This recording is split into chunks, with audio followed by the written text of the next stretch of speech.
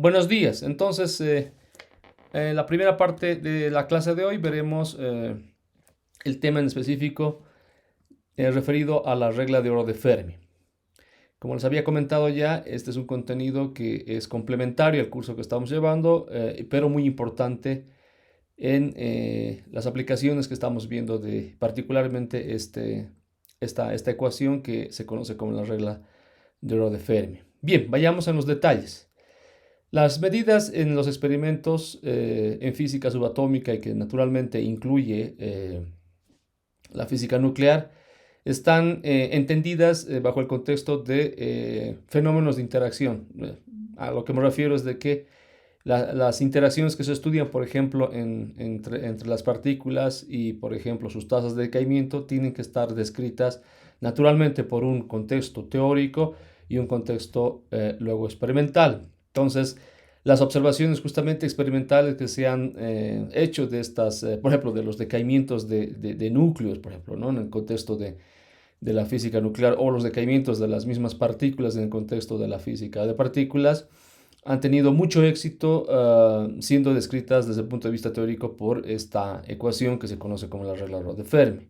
Y también han sido naturalmente comprobadas experimentalmente, ¿no? Entonces, básicamente, ¿qué se entiende como la regla de Fermi? La regla de Fermi es referida a una tasa, a una variación de las transiciones cuánticas que ocurren, por ejemplo, en dicho sistema cuántico. La ecuación, como había mencionado hace un momento, es conocida como la regla de oro de Fermi y está escrita de esta forma, ¿no? Donde podemos identificar justamente, tal vez entre los elementos más destacables de esta ecuación es esta matriz de elementos que se conoce así, que es nada más que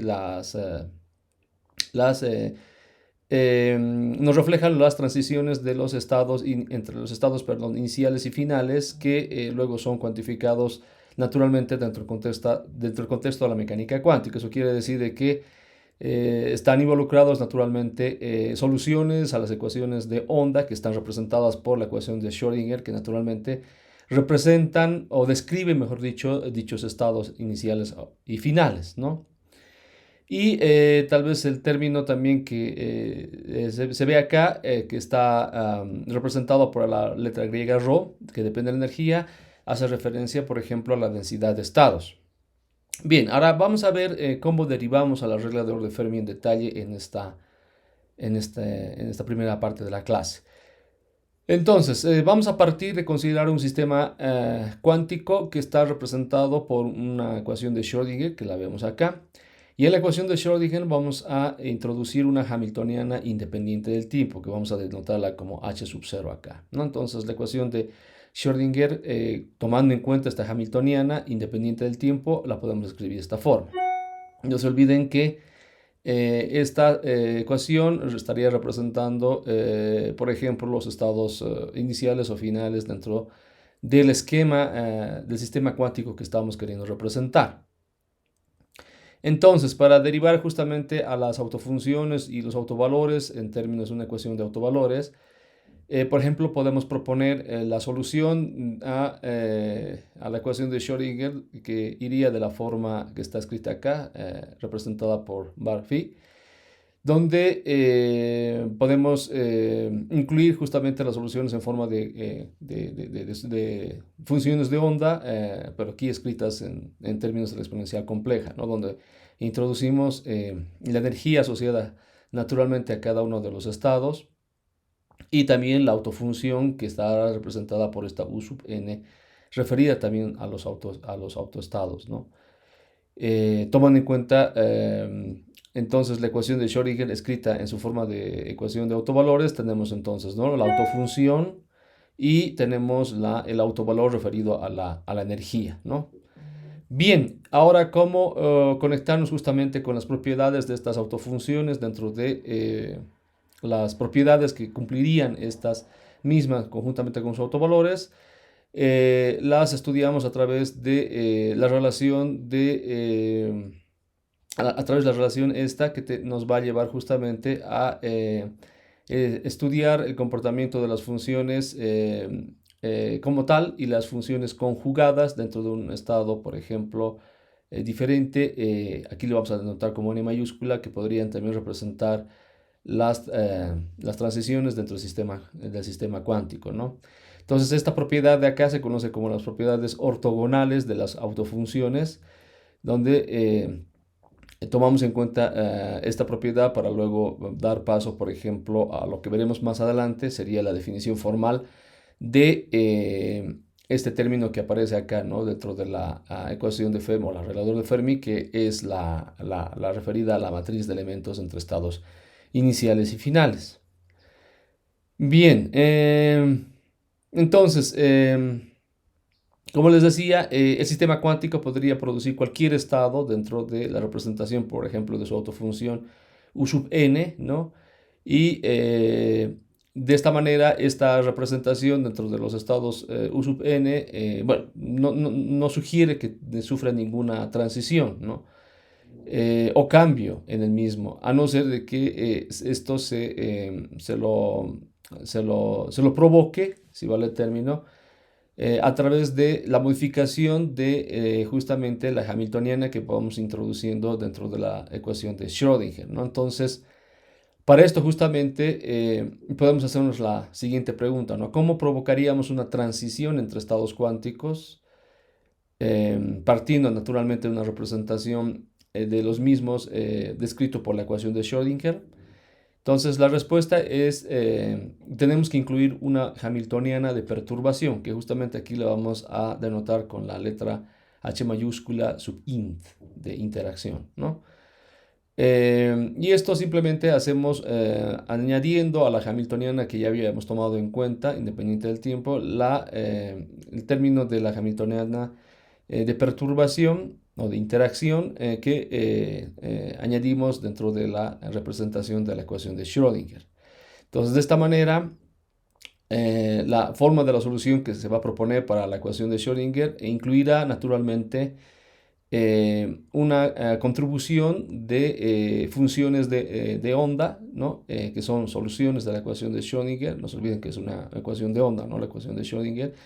Y en la cual vamos a añadir unos coeficientes en la representación de la expansión en series de la forma de las soluciones, que como ustedes pueden ver dependerá del tiempo y que justamente la forma de la distribución de probabilidad o la probabilidad en términos de los coeficientes que dependerán del tiempo será directamente proporcional a la probabilidad de que se obtenga, por ejemplo, una transición entre los estados cuánticos que queremos provocar, ¿no? Dentro del sistema. Entonces, esta probabilidad que reflejará la probabilidad, por ejemplo, de encontrar un sistema cuántico en el tiempo t, en el estado n, y con una energía E sub n que, no se olviden, se conecta con los autovalores que va tomando los valores discretos de la energía dentro de la representación, por ejemplo, que habíamos inicialmente visto con la ecuación en términos de los autovalores de la ecuación de Schrödinger, ¿no? Bien, entonces esta ecuación o esta forma en forma de la expansión de series que tomamos en cuenta para la solución de la ecuación de Schrödinger, si nosotros la introducimos dentro de la ecuación de Schrödinger propuesta, es decir, con el término, ¿no? De la hamiltoniana de perturbación, podemos derivar a esta ecuación que tenemos acá, donde simplemente luego encontramos, por ejemplo, una relación, bueno, haciendo un poquito de operaciones en la misma, hacemos una relación directa entre estas dos expresiones de acá que finalmente tenemos acá, donde tenemos, por ejemplo, aquí representado el coeficiente o la derivada en el tiempo del coeficiente que recuerden bien que está dentro de los términos de la expansión en series propuesta para las soluciones de la ecuación de Schrödinger, termina como la derivada en el tiempo del mismo y este lo denotamos finalmente como a punto aquí. Ustedes pueden ver, ¿no? Que viene de la derivada del coeficiente que depende del tiempo. Luego, esta finalmente relación, aquí ustedes pueden advertir, por ejemplo, de que igualando ambas partes, izquierda y derecha de la expresión, introduciendo la forma de la solución dentro de la ecuación de Schrödinger, desaparecen estos términos de acá, ¿no? Son exactamente los mismos, y de esta manera nos queda simplemente esta expresión de acá. Entonces, si nosotros ahora multiplicamos la autofunción conjugada, ¿no? Para poder, por ejemplo, construir, ¿no? la relación de ortogonalidad en este contexto de las autofunciones conectadas con la propuesta que se está haciendo de la ecuación de Schrödinger, incluyendo la hamiltoniana de perturbación, podemos llegar fácilmente a esta expresión de acá, donde finalmente tenemos justamente la representación de las propiedades de ortogonalidad que existen entre ambas autofunciones representando los estados cuánticos ahora en el contexto de que estos puedan reflejar una transición entre estados cuánticos. Aquí fundamentalmente incluyendo, ¿no? Por ejemplo, los estados cuánticos n minúscula a la transición de los estados cuánticos n mayúscula. Y de hecho, esta propiedad escrita así en términos de la relación de ortogonalidad entre las funciones, ¿no? Puede ser escrita en términos finalmente de lo que se nos es más familiar, digamos, dentro de la nomenclatura de Fermi, que es la matriz de elementos, o lo que se denomina como la matriz de elementos, que está conectada justamente con esta expresión que aparece dentro de la ecuación que nos hace referencia a la regla de oro de Fermi, ¿no? Bien, entonces de por medio ustedes pueden ver de que dentro de la relación de ortogonalidad tenemos incluida la hamiltoniana de interacción o la hamiltoniana de perturbación, que justamente inducirá, ¿no? a que el sistema cuántico sufra esta transición entre estados cuánticos reflejados naturalmente por las autofunciones que representan cada uno de los estados, como habíamos indicado previamente, ¿no? Entonces, esta expansión en series, que incluiría esta matriz de elementos, tendría que converger, ¿no? Y para que esto ocurra, por ejemplo, se toma en cuenta que el sistema cuántico, por ejemplo, se encuentra en un estado inicial no perturbado, que podríamos definir como un sistema, digamos, en particular, o sea, simplemente esto como referencia, un sistema cuántico referido, por ejemplo, a la letra griega alfa, que lo tomemos como el punto de partida, digamos, ¿no? Y también podemos tomar en cuenta que la hamiltoniana de interacción es lo suficientemente débil para que ocurra este escenario que estamos proponiendo, ¿no?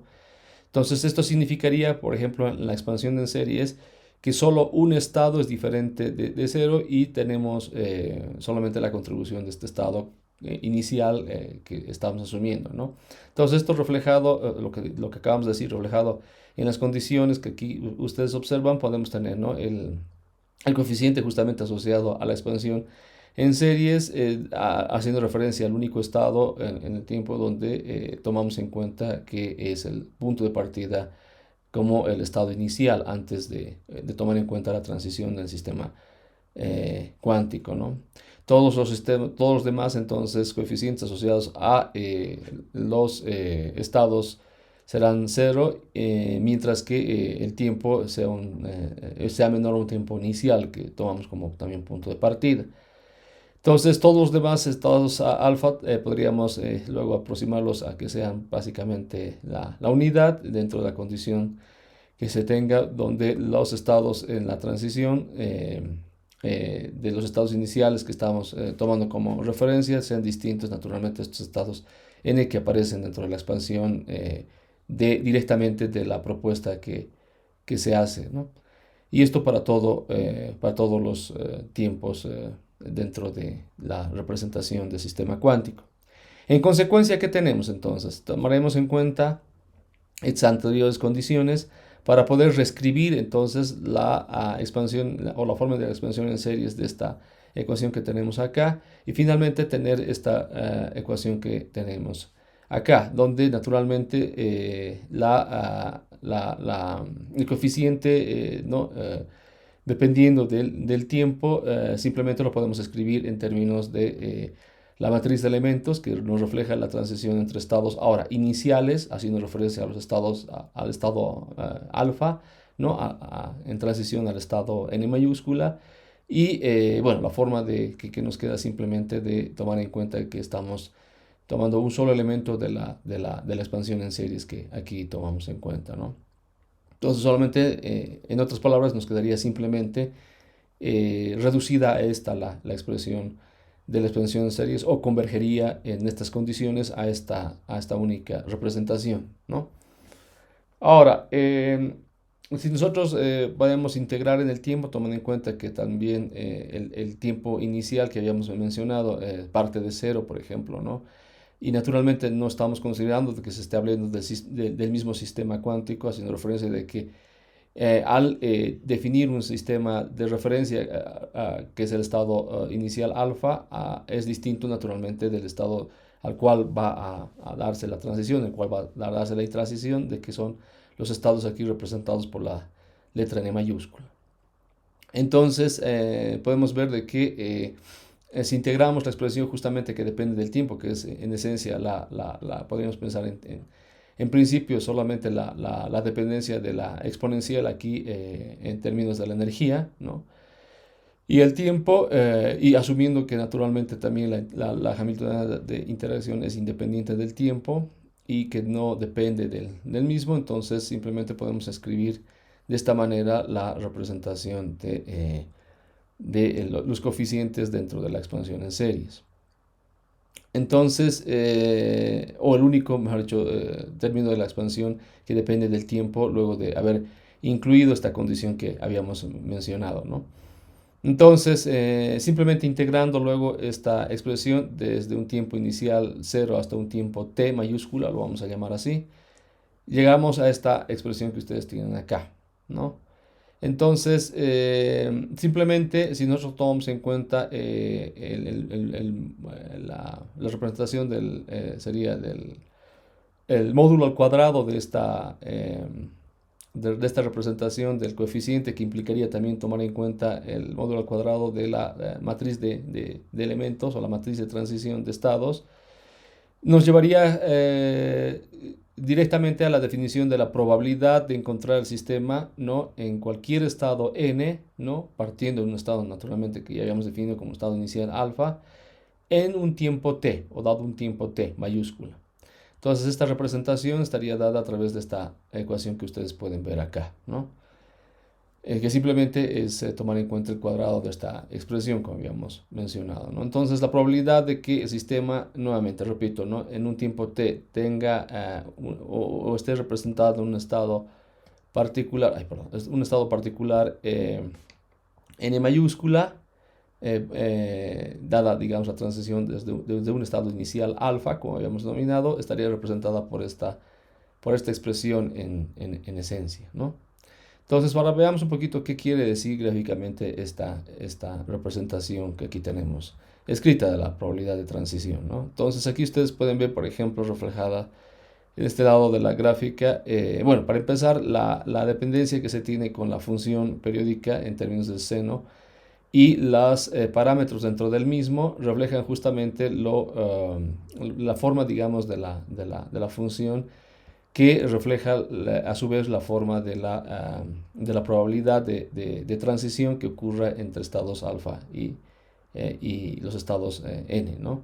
Y esta estará determinada, por ejemplo, sobre todo por la expresión que tenemos aquí entre la diferencia de la energía entre los estados alfa y los estados en transición a los estados n, ¿no?, que lo vemos reflejado más o menos aquí en la gráfica, y que está simplemente, podemos pensar que a medida que los estados, por ejemplo, n, sean más o menos los estados de energía, mejor dicho, los estados de energía representados en los estados n mayúsculas, sean más o menos las energías que se observan en los estados iniciales, implicaría que la matriz de elementos, por ejemplo, sea independiente de los estados n, y eso haría de que a su vez, ¿no?, nos aproximemos lo suficiente justamente a que la probabilidad de encontrar o la probabilidad de encontrar justamente estos estados sea bastante,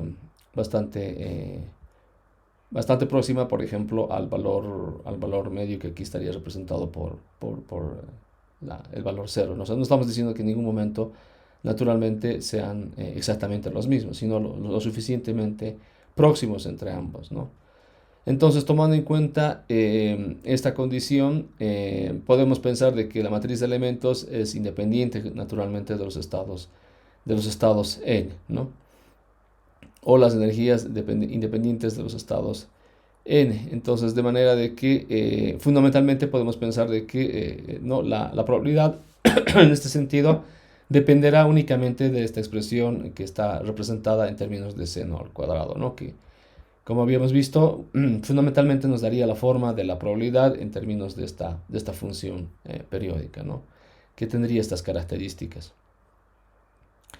Bien, entonces la transición de probabilidad será solo apreciable, por ejemplo, dentro de la región de energía donde, por ejemplo, se tenga justamente el ancho de la distribución de la probabilidad, digamos, asociada si ustedes quieren, a la función seno, que estaría dada por esta cantidad acá, que dependerá naturalmente del tiempo, o será inversamente proporcional al tiempo en el cual ocurre la transición, que es lo que habíamos inicialmente introducido dentro de la definición de la probabilidad de transición que ocurre o que ocurría en un tiempo t mayúscula dado, ¿no?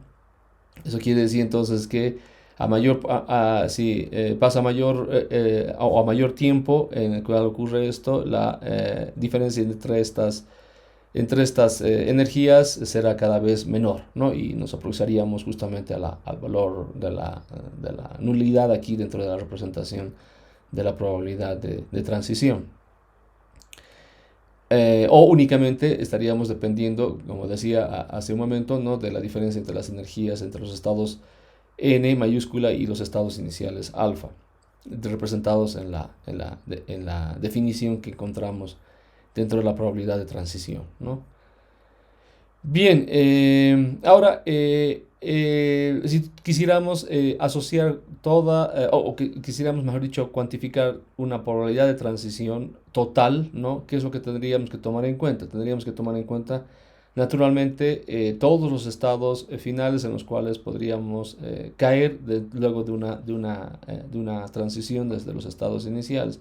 Entonces podríamos interpretar como una contribución de todos los estados a los cuales se ha dado la transición, el sistema cuántico, que son los estados n mayúscula, y ver la contribución de estos en este contexto, ¿no? Tomando en cuenta naturalmente todos los estados de energía n en los cuales se encontraría el sistema cuántico luego de la transición, ¿no?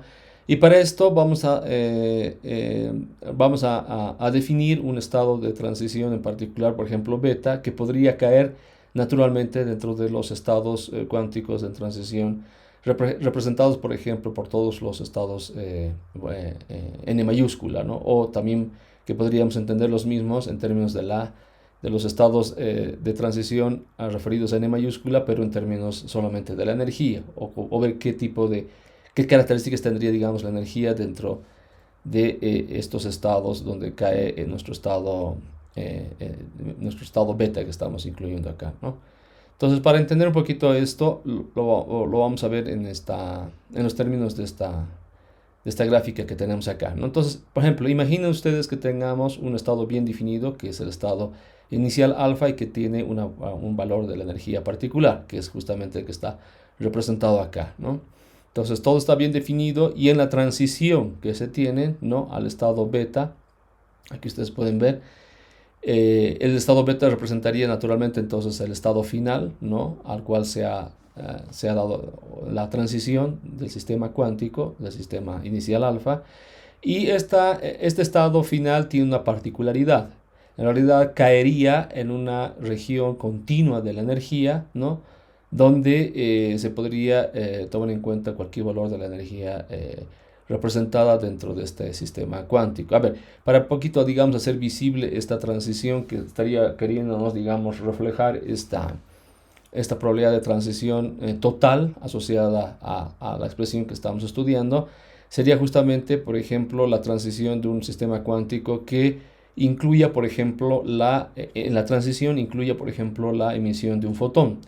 Y justamente esto podría, digamos, asociarse a una transición de un sistema cuántico asociado, por ejemplo, a la interacción electromagnética, por dar un ejemplo, ¿no?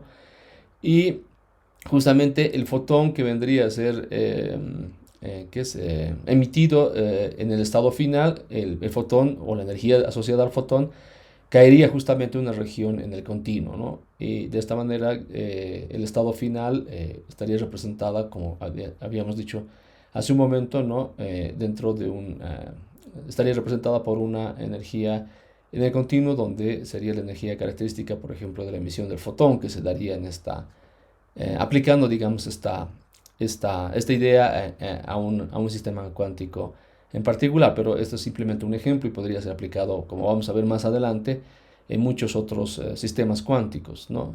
Fundamentalmente hablando, por ejemplo, en el contexto de en la física nuclear, por ejemplo, hablando de la representación que uno puede hacer del decaimiento beta y también del decaimiento gamma del núcleo. Bien, eso lo vamos a ver más adelante. Bueno, entonces, esta probabilidad de transición total o esta probabilidad total de transición puede ser escrita en términos de una integral sobre todos los estados n, que como ya hemos visto sería o caería en el continuo. Y como se puede observar de la figura, esto lo habíamos estudiado con un caso en particular, ¿no? Y finalmente, la probabilidad de transición total, tomando en cuenta lo que habíamos mencionado hace un momento, tomando en cuenta lo que habíamos visto en la figura como ejemplo, podríamos representar finalmente de esta forma, ¿no? Donde naturalmente la integral que haría referencia a la parte de la contribución y fundamental, ¿no? De la cual dependería la probabilidad de transición, ¿no? Del sistema cuántico, tomando en cuenta, recuerden, de que naturalmente la matriz de elementos está siendo independiente de lo que ocurra, digamos, en la región de los estados representados por ahora, digamos, en nuestro caso particular, el continuo de la energía asociado a los estados n mayúscula. Entonces podemos directamente hacer que la integral solamente afecte la parte de esta función referida a seno al cuadrado y que tiene naturalmente la dependencia de los estados de energía, ¿no? Incluyendo los estados de energía de base que están asociados al sistema cuántico que estamos queriendo representar. Y naturalmente la integral sería sobre todos los estados n que podría, a los cuales podría, digamos, derivar el estado final beta, ¿no? Bien, entonces aquí haciendo un poco de cambio de variables, podemos escribir, por ejemplo, este argumento del seno en términos de esta x. Podríamos también, lo cual nos llevaría, por ejemplo, a tener la representación, ¿no? En términos de las derivadas de los estados n en términos en términos de la derivada de la energía, y finalmente tener esta correspondencia con, por ejemplo, la variable que estamos tomando en cuenta para el argumento del seno al cuadrado, ¿no? Dentro de la representación de la probabilidad total de transición. Esto entonces finalmente nos llevaría a esta expresión de acá, que, bueno, viendo de que esta converge rápidamente, esta expresión convergería rápidamente en estos intervalos de energía, perdón, en estos intervalos de la integración de la función seno entre menos infinito e infinito, podríamos rápidamente, digamos, dar una respuesta a la integral esta, que finalmente es pi, ¿no? Esto pueden comprobarlo por tablas. Y finalmente entonces llegaríamos a tener la expresión de la probabilidad total de transición reducida de esta manera, ¿no? Donde ustedes pueden ver que ya tenemos más o menos o sea, ya estamos llegando más o menos a la relación inicial de la regla de oro de Fermi que mostramos al inicio. Solamente faltaría por definir justamente a lo que se hace referencia en la regla de oro de Fermi, fundamentalmente, y que es la tasa de transición o la tasa de probabilidad de transición, que simplemente es tomar en cuenta, ¿no?, la derivada de la probabilidad, o poner, digamos, la probabilidad en términos en términos del tiempo o por unidad de tiempo, si ustedes quieren, ¿no? Entonces, simplemente haciendo esto,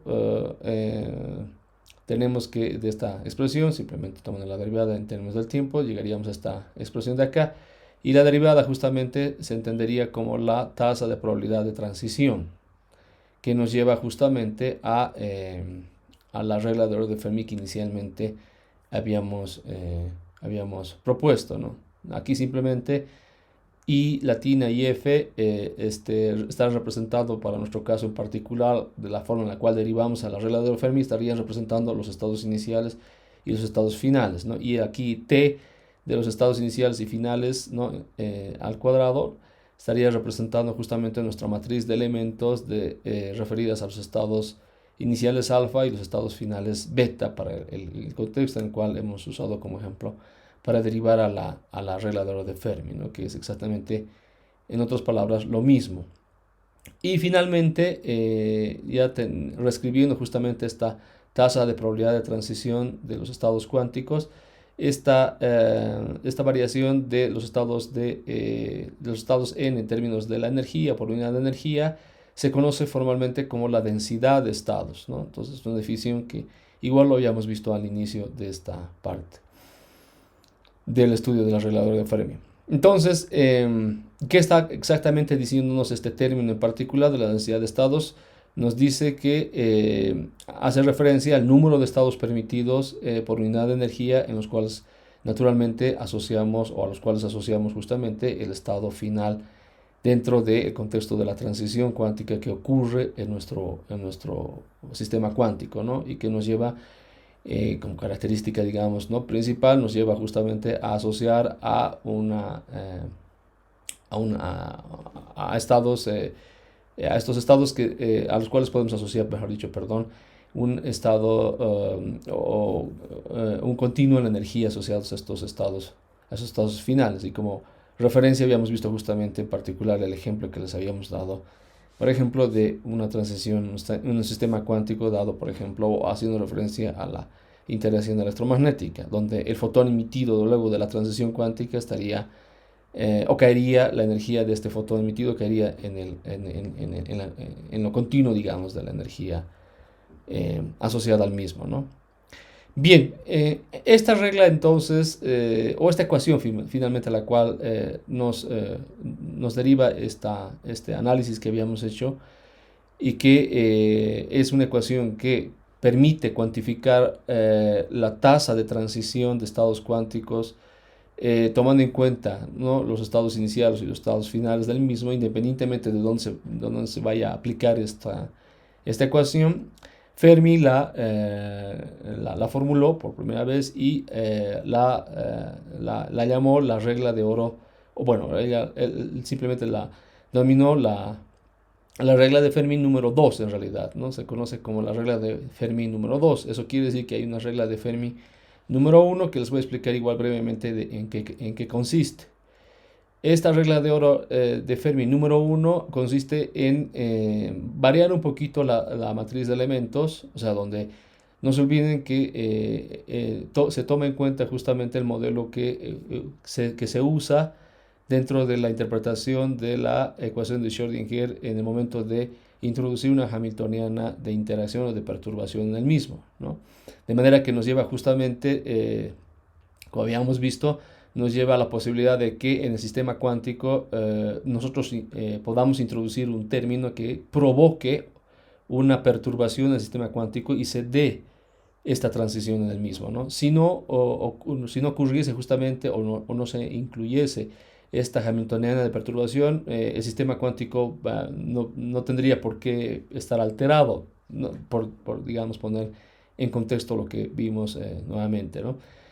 Entonces, es justamente lo que propuso Fermi y lo que nos lleva justamente a la interpretación de esta matriz de elementos en términos simplemente, o sea, en la representación justamente de matrices de Dirac, esto justamente hace referencia a una matriz, ¿no? Por eso se la denomina la matriz de elementos, que representa fundamentalmente o que está asociada a una relación de ortogonalidad entre funciones o autofunciones que hacen referencia, no se olviden, ¿no?, a los estados iniciales, alfa aquí representados, y los estados finales beta, ¿no?, de los cuales naturalmente la hamiltoniana de interacción que está de por medio dentro de la relación de ortogonalidad es la que provoca la transición entre estados cuánticos. Esta es, digamos, la parte de repente más importante dentro de la interpretación que estamos haciendo de la regla de oro de Fermi.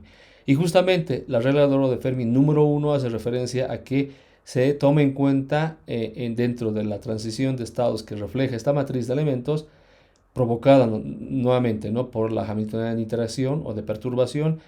Esta matriz de elementos incluye un estado transitorio que nos lleva que nos lleva eventualmente al estado final, pero que toma en cuenta este estado transitorio antes de derivar finalmente al estado final. Vale, me explico nuevamente. Esta entonces podría tomarse en cuenta en un estado transitorio que dependa nuevamente, digamos, de unos estados n, que nos lleve transitoriamente al estado final antes de,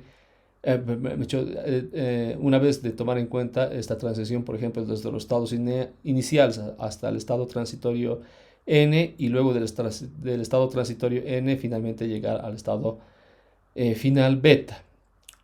La regla, digamos que en el caso de la regla de oro de Fermi número 2 es como que una transición directa entre los estados finales y los estados finales. En cambio, en esta modificación que se hace o que se toma en cuenta dentro de la regla de oro número 1 de Fermi, toma en cuenta los estados transitorios n aquí denotados por nuestra expresión, ¿no?, antes de que se llegue al estado final beta. A ver, gráficamente tal vez esto se entienda mejor. Entonces la regla número 2 de Fermi estaría representada por esta relación que ustedes ven acá, ¿no?, donde V de los estados finales iniciales simplemente hace referencia a la hamiltoniana de interacción, ¿no?, aquí representada simplemente por esta V de estos estados iniciales y finales. Y naturalmente los estados iniciales estarían representados en nuestro contexto por los estados alfa, y los estados finales por beta. Simplemente es la notación aquí que difiere, ¿no? Entonces, en la interpretación de la regla de oro de Fermi número 2, simplemente se da una transición, podemos decir, directa entre estados iniciales y finales, no tomando en cuenta ningún estado transitorio o de paso, si ustedes quieren, antes de llegar a los estados finales. Esto lo determina únicamente, podríamos pensar también así, una sola hamiltoniana de perturbación entre ambos estados, o que refleja la transición entre ambos estados iniciales y finales. En el caso, por ejemplo, de la regla de oro de Fermi número 1, que toma en cuenta este estado transitorio, aquí denotado por J, nos llevaría entonces al escenario de considerar dos hamiltonianas de perturbación, que aquí nos llevan justamente a la transición entre estados iniciales y el estado J transitorio, y del estado J transitorio a los estados finalmente finales, o a los estados conclusivos, concluyentes, que hace referencia a los estados finales, donde se tomaría en cuenta otra hamiltoniana que nos puede, digamos, llevar a los estados finales pasando de los estados transitorios, ¿no? Entonces esta sería, digamos, su representación, digamos, en temas de, en una representación gráfica, haciendo justamente referencia o ilustrando la condición, digamos, en cómo entender esta matriz de elementos dentro del contexto de la regla de oro de Fermi número 1, ¿no? Entonces, ¿cómo la escribiríamos esta misma que hemos estudiado acá en términos de la figura que aquí hemos puesto como ejemplo para ilustrar justamente la idea de la regla de oro de Fermi número 1? Es simplemente, ¿no?, la hamiltoniana de perturbación en términos de los estados iniciales y finales, que simplemente lo escribimos como un aporte en realidad de dos hamiltonianas de perturbación que nos llevan justamente a la transición entre los estados iniciales y el estado transitorio J, y del estado transitorio J al estado final, ¿no? Y aquí ustedes lo pueden ver reflejado en el término de la hamiltoniana entre las hamiltonianas de perturbación que nos llevan a estos dos pasos antes de llegar, digamos, al estado final. Si ustedes también quieren, pueden verlo así. Entonces, esto se conoce como la regla de oro de Fermi número 1. Esto es muy útil y se ve muchísimo, por ejemplo, luego para poder asociar justamente, por ejemplo, el decaimiento bueno, en el contexto de la física nuclear, el decaimiento de núcleos que pasan justamente por estados transitorios antes de decaer, por ejemplo, al estado final, ¿no? Entonces está este escenario de aplicar, por ejemplo, la regla de oro de Fermi número 1 se aplica bastante bien, digamos, ¿no? Para poder cuantificar estas transiciones que ocurrirían entre estos decaimientos o asociados decaimientos de los núcleos, ¿no? Bien, entonces terminaríamos aquí con esto de la revisión de la regla de oro de Fermi. Y bueno, cualquier pregunta la podemos hacer ahora, o podríamos tal vez dejarlo para la otra parte de la clase. Gracias.